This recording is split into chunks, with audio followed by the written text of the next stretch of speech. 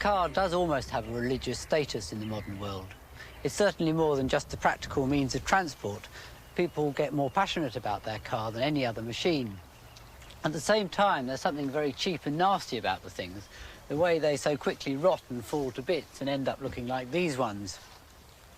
It's all such a vast subject that today I'm going to concentrate on the part of the car that people lavish most love and care on, which is also the part that leads to the car's rapid demise. This is the steel skin which gives the car its shape and its rigidity, the body shell. I'm going to look at how it developed and also at its structure.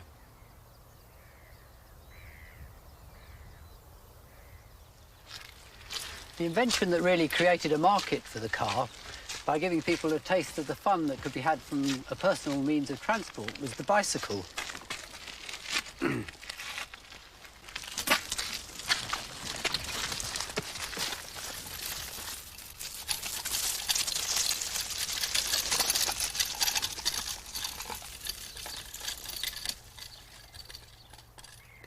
It was the popularity of cycling that led to several intrepid engineers trying to go faster by adding one of the new internal combustion engines.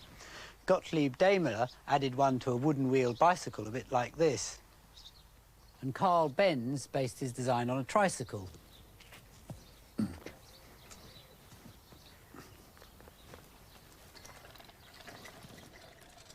Benz was a mechanical engineer born in Germany in 1844. He'd bought a bicycle in the 1860s and had been obsessed by the idea of motorised personal transport ever since. Herr Benz, I see you marry my daughter, and I give you lots of money. My engine! At last I can build it! He spent his wife's dowry on a small engineering works and eventually managed to make a simple engine and tricycle. Liebchen! Liebchen! Would you like to come for a drive? I hope it was worth waiting for, Carl. You and your engine. Oh! Ooh. Ah! He never saw the point of faster speeds and refused to change his basic design. He won't change with the times, so we have no confidence. By 1906, it was hopelessly outdated, and his fellow directors threw him out. Could this be a boardroom coup? Oh, yeah. Yeah. Ah! At exactly the same time, Daimler was also experimenting only 30 miles away, though neither knew the other's work. Daimler was really only interested in engines. He perfected one that ran at 900 RPM, over 3 times faster than anything else at the time. He then tried to find all sorts of uses for it.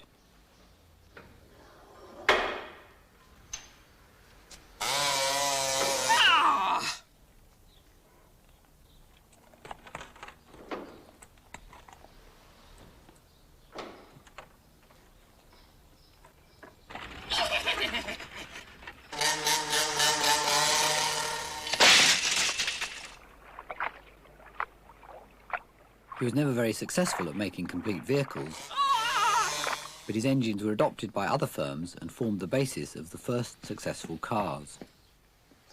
This is a 1902 Wolseley.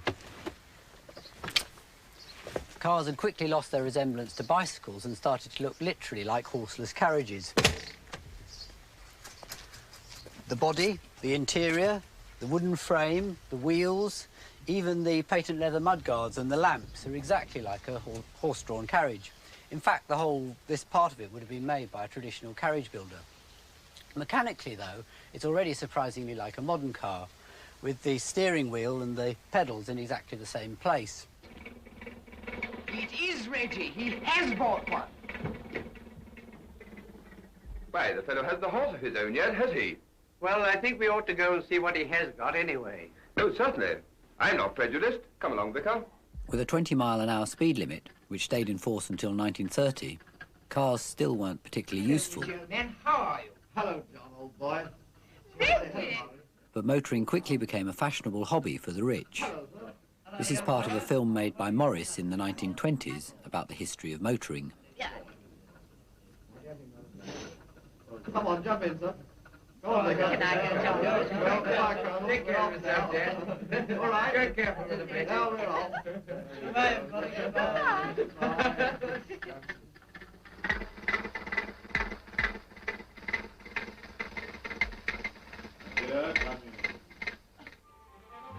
The idea of mass-producing cars, started by Henry Ford in 1906, slowly spread to Europe after the First World War.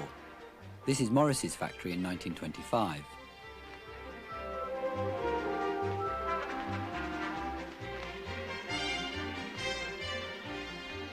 The bodies were still being made with the traditional wooden frames like horseless carriages.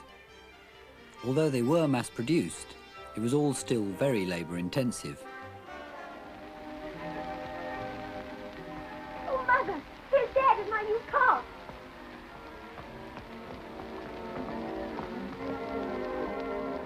It wasn't long, though, before there was a revolutionary change in the way that cars were made. Well, you like it? Well, it certainly looks very nice. I think it's lovely.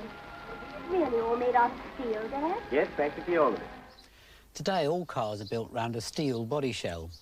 It's a good name for it because it is a bit like an eggshell. The material it's made of is very weak. It's the shape that gives it its strength.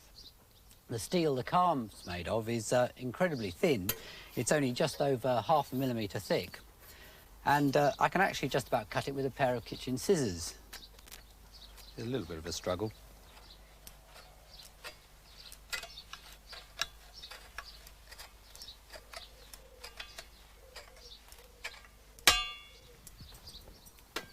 However, when it's pressed into curved, rounded shapes like this is actually the bit from the bottom of one of the doors.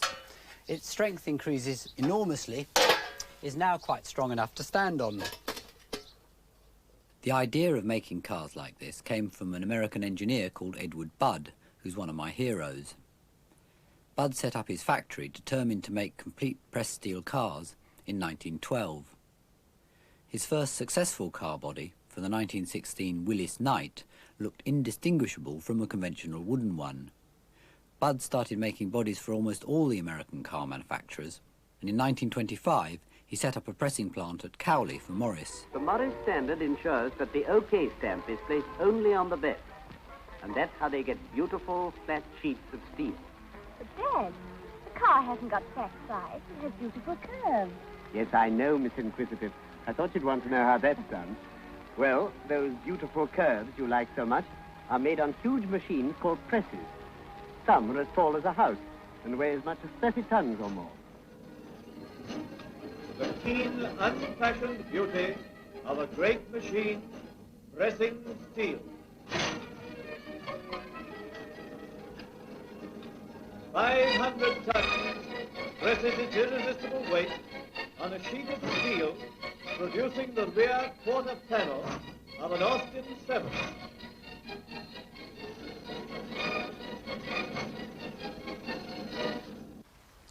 The rounder the panel, the stronger it is. This modern bonnet is almost completely flat and it's extremely weak.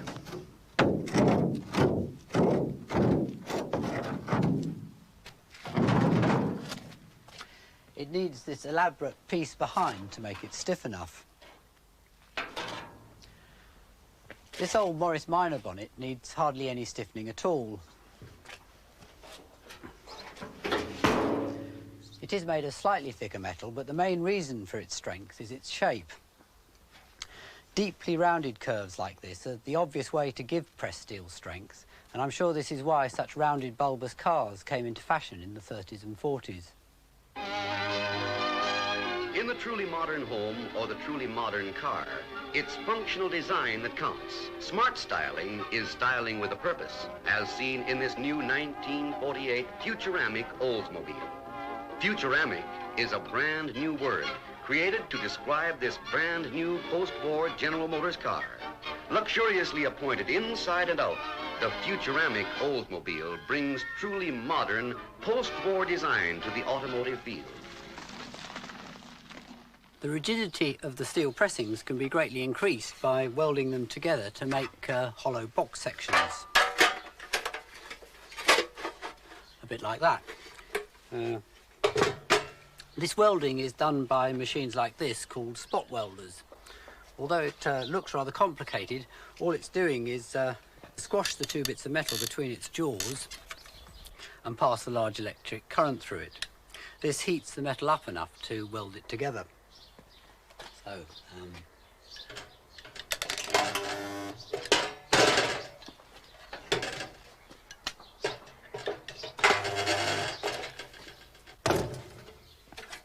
surface now feels completely rigid. If you look at any modern car, you can actually see the little spots.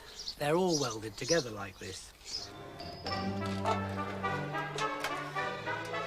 Although at first the welding was done by portable machines like this, today it's usually done by robots.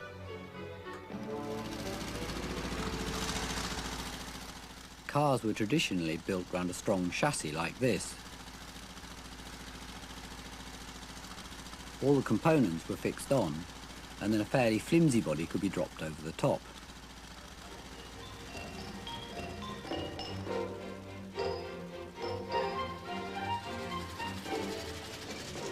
However, Edward Budd's techniques changed all this.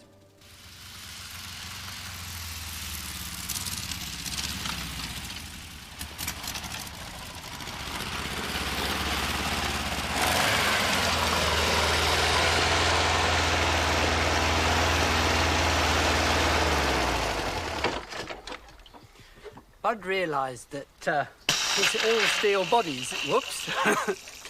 Budd realised his all-steel bodies could be made so strong that you really didn't need a chassis at all. All the mechanical components could be bolted straight on. Dad, I thought the engine, axles and wheels were always fixed onto the chassis. On ordinary cars, yes. But this, Morris, is the latest product of engineering science, and the wheels are fixed directly onto the body. The enormous advantage of making a whole pressed steel shell without a separate chassis is that it's highly suited to mass production. Once you have the dies and the presses, the whole process is very quick and cheap. Led by America, the car industry lost its dependence on earlier industrial techniques and became a dominant industry in its own right.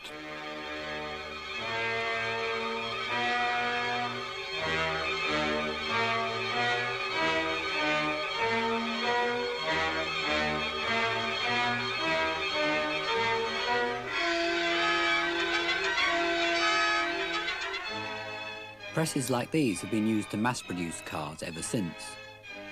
Although today cars look very different and have improved in countless small ways, they're basically very similar. Almost the only radical change on a par with pressed steel construction has been the introduction of front-wheel drive. In many ways, the 1934 Citroën Traction Avant was really the first modern car. It was front-wheel drive. It was the very first mass-produced car without a chassis, and it even had independent suspension.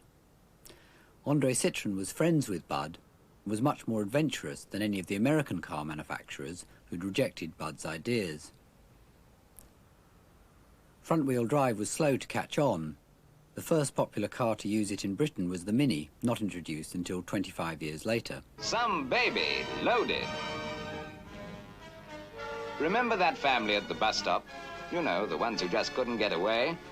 The new Austin 7s transformed their lives. But what about all that luggage? Can they get it in? With all the mechanical parts at the front, there was much more room inside, which was a big selling point.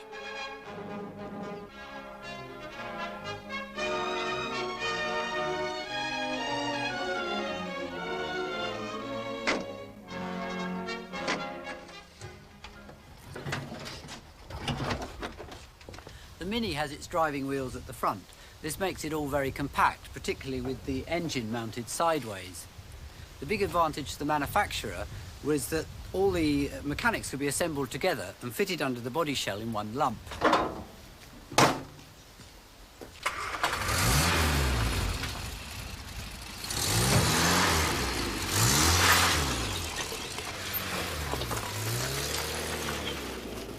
In the last few years, front-wheel drive has suddenly become very popular. It's now actually more common than rear-wheel drive.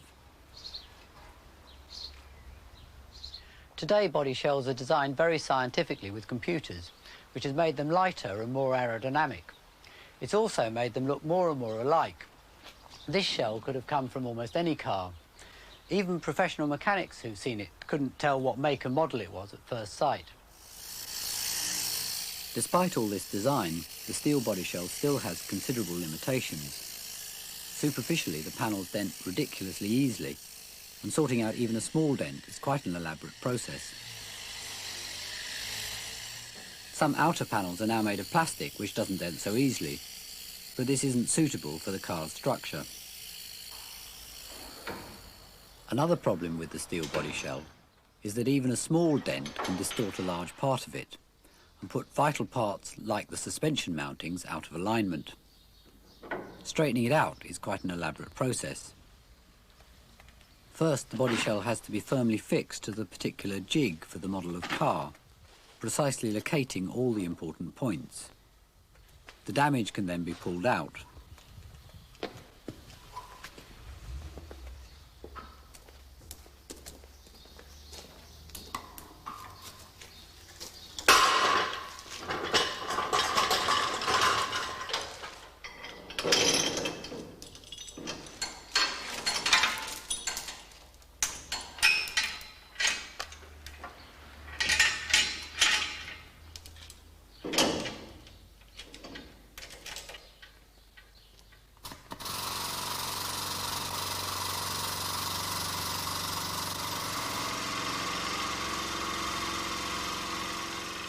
The badly damaged bits still have to be replaced, but he pulls most of the shell back into alignment.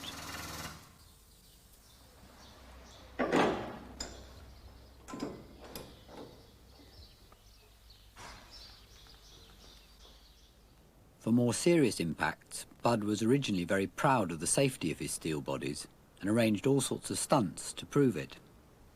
Citroën did the same.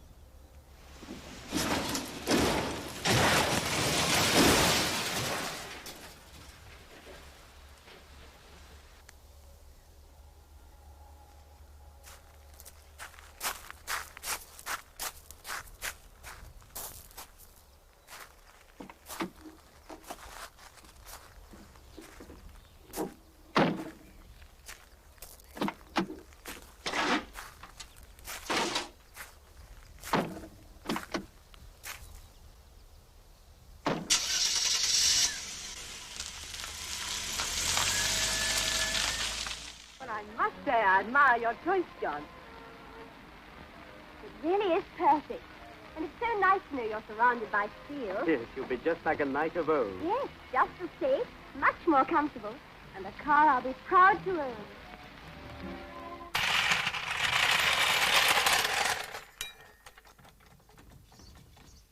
However, as car speeds have increased over the years, the forces the body shell has to cope with have increased enormously. The force needed to stop a car with the brakes quickly makes them glow red hot.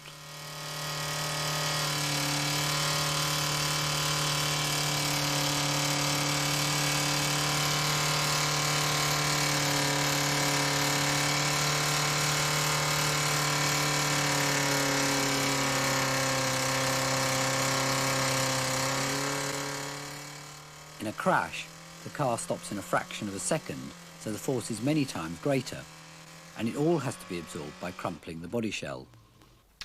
Manufacturers try to design areas that collapse, called crumple zones, in any serious impact, leaving the interior as rigid as possible. But safety is only one of the many factors that goes into designing a body shell. Cost, appearance, ease of manufacture, etc. are all equally important.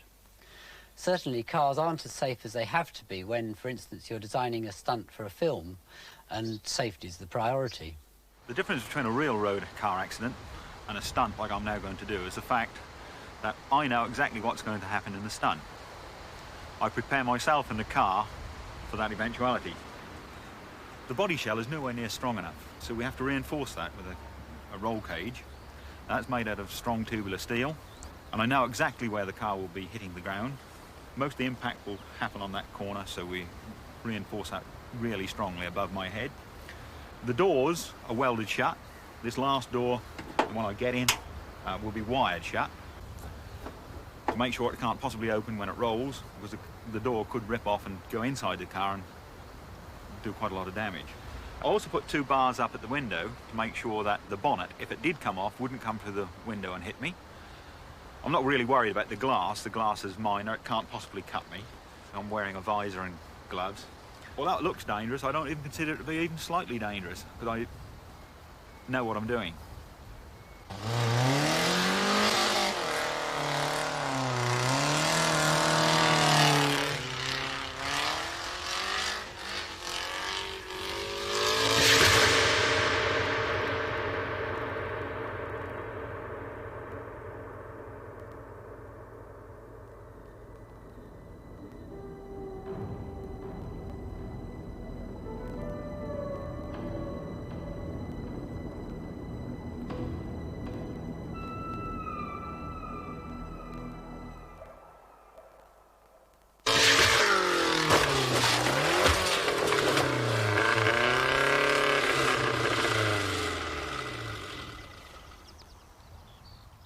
As I predicted, most of the impact was taken by the corner of the roof over my head, and as you can see, it is possible to build a structure strong enough to take even this drastic punishment.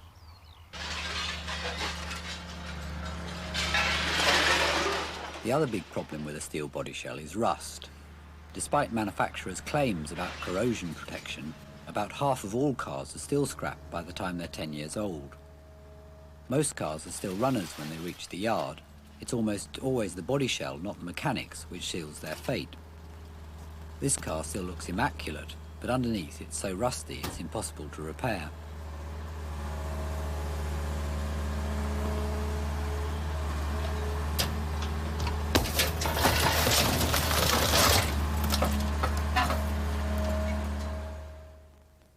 Bud realised this limitation of his material and spent much of the 30s experimenting with stainless steel.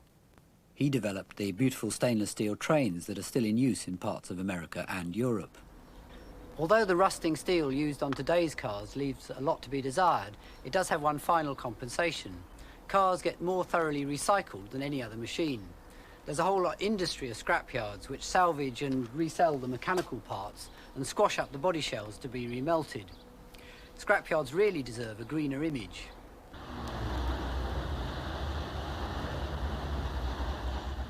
Perhaps it's almost a relief cars don't last very long. With almost 20 million cars on the road in Britain, and manufacturers in Europe producing over 13 million more every year, 3 times more cars are being produced than babies are being born.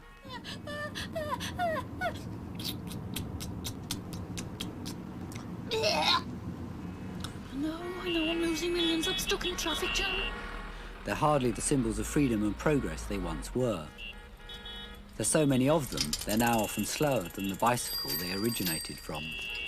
Bloody cyclists! It's a sad sight seeing what was once somebody's prized possession coming to such an ignominious end. But watching this body shell being squashed does make you realise just how ingenious its design is. The way the whole thing can be made from such a small amount of metal.